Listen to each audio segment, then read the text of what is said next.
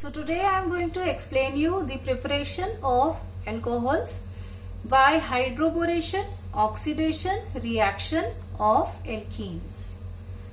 Now this reaction involves two sub-reactions. The first reaction is hydroboration, which is done using diborane, and the second part is oxidation in the presence of an alkali, or it is oxidation in the presence of NaOH. Now let us do the first reaction, hydroboration.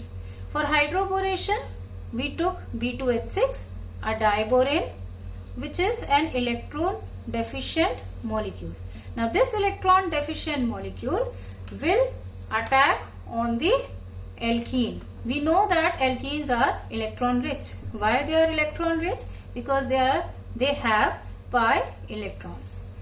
Now on moving to this reaction, we will see that the boron part of the diborane will attach to the carbon which has more number of hydrogen, and the hydrogen part will get attached to that sp2 hybridized carbon or doubly bonded carbon which has less number of hydrogen, right? So what are we going to get as a product here? R CH2 CH2 BH2, right? And the name of this compound is alkyl borane, right? Here it looks like that the addition is taking place contrary to Markovnikov's rule, or we can say that anti-Markovnikov's addition is taking place here. We already know what is Markovnikov's rule. Now anti-Markovnikov's addition. It means what?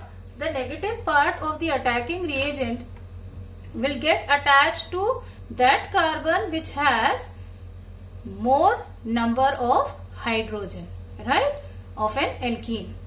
Now in this, the further reaction is this alkyl borane react with the second molecule of alkene, and the second hydrogen of this diborane will get replaced by the RCH2CH2 group to form RCH2CH2 the whole twice BH, and the name of this compound is dialkyl borane.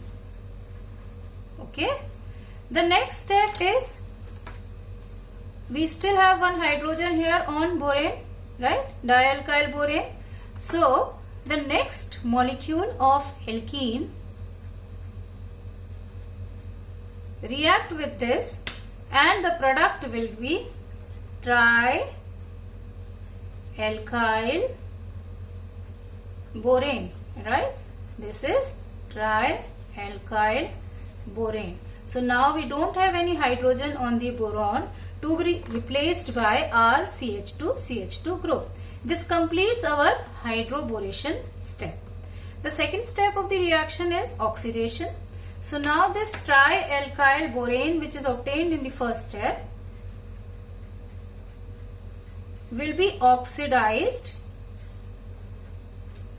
using hydrogen peroxide. So we are using this oxidizing agent H2O2, hydrogen peroxide, in the presence of alkali NaOH. We can write down this as OH minus. Here during oxidation, boron is replaced by OH groups. This leads to the formation of an alcohol, a primary alcohol, or the OH group is present on the termini, right? This will lead to the formation of alcohol, and the byproduct of this reaction will be boric acid.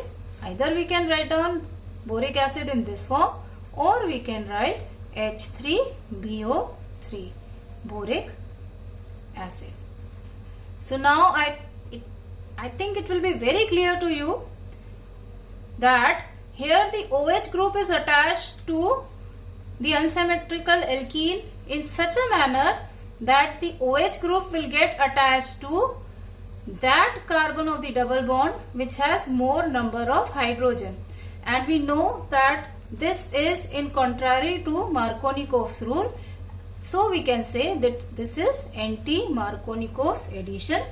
The yield of the alcohol which is produced here is very high and the product can be easily isolated. Let us quickly recap what we have done here. We have prepared alcohol from an alkene by hydroboration oxidation reaction. This reaction involves two steps. The first step is the electrophilic attack of diborane on the alkene to form trialkyl borane. Right? This is hydroboration. The second step is oxidation of trialkyl borane using hydrogen peroxide in the presence of an alkali or alkaline medium to produce our alcohol. 1 degree alcohol is produced here. The alcohol produced looks like as if it is produced by anti-Markovnikov's addition and the byproduct is boric acid. Thank you for watching this.